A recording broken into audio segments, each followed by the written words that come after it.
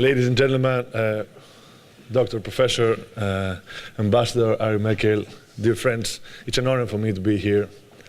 This is definitely not my first time in Israel. I've been here many times before.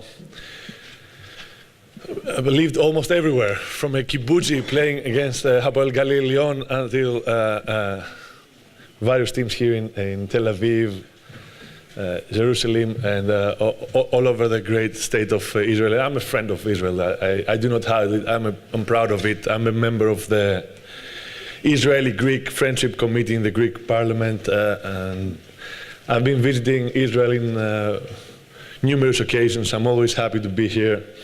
It is early in the morning, so I guess I'll be starting today, and I would like to emphasize on Israel and its friends, because I do believe that for many, many years Israel's foreign policy was, who is the enemy of my enemy? He is my friend. This has worked out for you, for sure, but there's a different perception of what is happening with Israel within the country, and a very different perspective outside the country, especially in EU. And that, I think, is key of evolving foreign policy and geostrategics and thinking about the future. So, okay, I'm Greek, I have special interests for Cyprus and love, so what can really Greece and Cyprus offer to Israel? Israel is an almost 8 million people country. Out here, it was just a desert some decades ago. You came here from all over the world. Great fighters, big spirit, big heart. A nation in between enemies, that's reality. You build a great state, water, second Silicon Valley, unbelievable defense, universities, strategic centers. You evolved.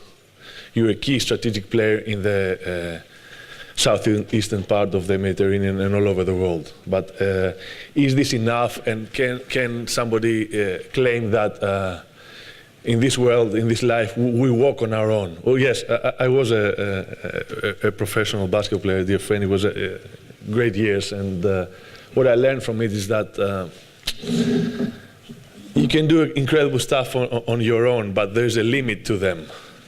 On the contrary, when when you learn to work out with other people, you can do miracles. And since you have proved that the impossible is possible, let's talk about evolving the state and opening new horizons. So, what is the problem, as far as I'm concerned, with Israel's location and where it stands in the world? I think us and me, you and me, we have to admit that Israel lacks strategic depth. Practically, that's the geography of the nation. So, if I would transform Cyprus into a big air carrier, then for sure that picture, that image, would give you a different perspective of how Israel can obtain strategic depth by working in a bilateral or a trilateral relationship with Cyprus and Greece. It changes the perspective that you look upon the rest of the world. Your radars are faced towards the sea, and now there's a new radar in Cyprus, Israeli radar, facing from Cyprus towards the Middle East, from the north, Lebanon, to Jordan, to Syria, to Egypt, all around you. And where can Greece also join in? Because it was a great achievement, the energy perspective here in Israel. We all know that peace and war nowadays and for centuries is about basic stuff: water, food supplies, and energy.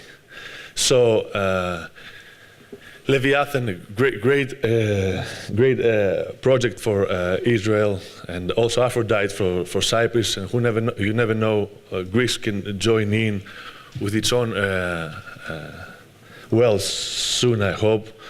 But it's a blessing and a curse sometimes together, because already tensions are high in our neighborhood. I mean, Syria is just beside you, and as far as I'm concerned, you got there French aircraft bombing, English ones, the Russians, Turks. Your friends, the Iranians, maybe are joining in a little bit, I guess. Well, I know that Israel isn't involved.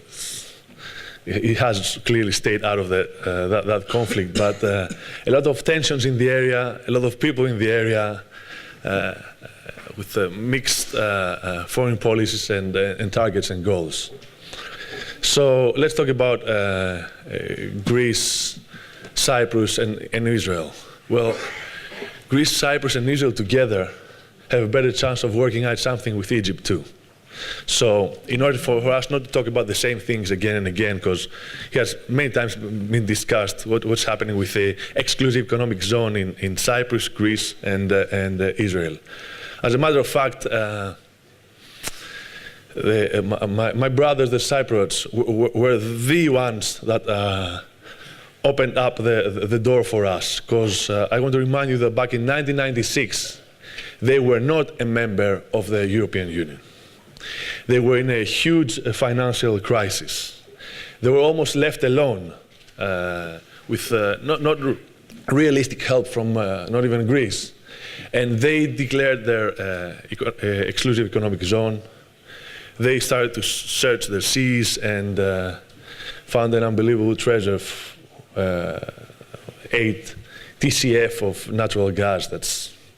That's a huge perspective for Cyprus. And then they were able to communicate and work out things with the great state of Israel, but together with Lebanon. And Israel and Lebanon didn't have good relations at the time. So anything can happen. So I do believe that now Israel, Cyprus, and Greece have a better chance of working out stuff with Egypt. And your borders are, well, they are unique. You can write a PhD for each one of your borders and what has been happening, is happening, and will happen in the future. So I guess, you know, we should try to cut down the costs and see where things can be calmed down and relatively be logical in order to be able to work together with other countries. So is it just natural gas? For example, wouldn't it be, okay, everybody has forgot about the pipeline from Israel to Cyprus. It's possible. From Cyprus to Greece, the waters are too deep. It's too costly. We forgot about that. But one would say that, okay, maybe a pipeline from Israel to Cyprus and then to Turkey and all around to Europe is more cheap.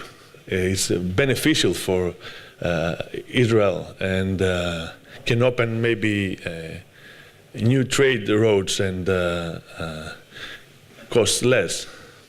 Well, I do understand that money talks, but I feel that nowadays in the region it's not just all about money. And if you try to think why illegal immigrants and refugees, they leave Syria and the countries around, and they risk and they jeopardize so much to cross the Aegean Sea and get maybe drowned in order for them to pass to Europe, you will understand why I feel that Europe plays an essential role, generally like a rich region and continent, and as far as Israel is concerned. And Europe's approach towards Israel wasn't always positive. And that has something to do with us here too. And I talk about us because I consider myself a friend of Israel. We weren't always that good into communicating what we are and what we're doing and what our rights are towards our European friends. And that has costed Israel. So, but Europe is shifting. Europe is changing. Why does Europe change? Well, because for almost 6 or 7 decades, Europe was safe. Europe was secure. There was no problem. Europe was all about culture and civilization and talk. And then just a few miles down the road, we saw the Middle East, we saw Israel, but not many Europeans were able to recognize the difficulty of everyday life, aspects of security and freedom and democracy, because this is a country of democracy and human rights and leadership in the region. But things have changed, and the problem has shifted to Europe's backyard. And now Europeans tend to understand better what has happened for many, many decades in Israel. So now it's the time for Israel to step up and reach the European allies and friends and adapt to the economic relationships, defensive relationships, security relationships, etc. How can that be done? I believe through two members of the European Union, Cyprus and Greece. So it's energy. Is it just energy? No. Electric cable already has started from Israel to Cyprus and then Greece. Is that all? No. How about tourism? I'm very, very proud to say that the number of Israeli tourists visiting the Greek islands and Greece is increasing year by year, Cyprus too. Is it just that? No, agriculture. You've made incredible progress here. We would like to be a part of that. Israeli enterprises are investing into Greece, and then if you invest into Greece or Cyprus, a member of the EU, it's much more easier to expand in the whole union. It's a big market. It's 500 million people. Is it just that? How about universities? There's a big talk in Greece about having private and public schools, secondary schools, but not having yet private universities, and education is something very, very important. And you have made great steps towards that direction. So why not an Israeli university in Greece? Why not simplifying the procedures so through Greece, Israel can open up its wings towards Europe? So there are many, many reasons for this trilateral relationship between Cyprus, Greece, and Israel to move on and evolve. And already, military-wise, this is reality. It has been happening, and we're very happy, proud about that. And well, foreign policy, Israel's foreign policy was always stable and concrete. Greece's wasn't. But in the last 6-7 years, it is towards Israel. So it doesn't matter the government, if it's a left government, Daesh, right-wing coalition now, or it was a government of Adonis Samaras, which I was a member until last year, together with PASOK, or before, prior to that, Georgios Papandreou. Greek governments, but especially Greek people, have a special place in their heart for Israel and Israelis. It is obvious. If you visit Greece and you just walk around, talk with the people, you will understand that. And it's an opportunity you should grasp. I have to admit that, well, I believe that above political relationships and business relationships and are human relationships. So I do still believe that it's all about people. So the right people were in the right places and made things happen for us. I was only recently elected an MP since 2012. I'm only 4 years into politics. And I had the great honor and opportunity to meet Ari Meki like an ambassador in Athens. So he's an example of how people make things happen. Just a little bit every day, every week, every month. And then you see that work pays off and big things come out of it. So it's not just about numbers, it's not just about figures, not just about politics and business. It is about people. It is about people too. Okay, maybe 1 or 2 words about Europe's biggest problem, largest problem nowadays, refugees and illegal immigrants. When I was Minister of Public Order and Citizens Protection, 2014, we had a certain policy as far as guarding our borders was concerned. Illegal immigrants were taken into detention centers and sent back to their countries, and refugees were given the green permit, 6-month green permit, like the Geneva Treaty specifically rules, and the ability to move around all the other European countries from Greece. That had measurable effects. And it was countable. So through the Greek borders, I want to remind you that Greece has 16,500 miles of maritime borders and more than 3,000 islands. It's not easy to guard these maritime borders. And also has northern borders in Evros with Turkey and Fyrom. So we had 85,000 people crossing our borders back in 2014, illegal immigrants and refugees. They were all counted. We knew who they were. They got in the European system, the Eurodac. These were the numbers. And the crisis in Syria and Iraq was back in 2011, 12, 13. So nobody can say that, it just happened that summer, so you couldn't see people coming. This last year, 2014, 850,000 people passed through the Greek borders towards Europe. 85,000 people, 850,000 people. You do understand that it is impossible for small communities, islands in the northeast Aegean Sea, like Mytilene, Chios, Leros, Kos, Samos, to withhold that much of a pressure.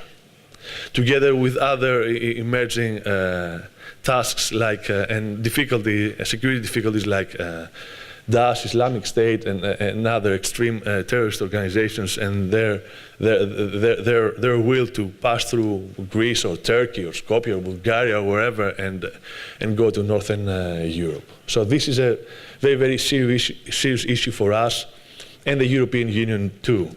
I mean, Germany already has more than 900 refugees.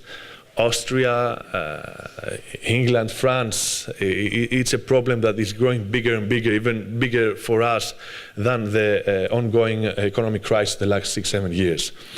Is it an easy task to deal with? No, but I totally disagree with the politics of our late left-wing government of the open borders.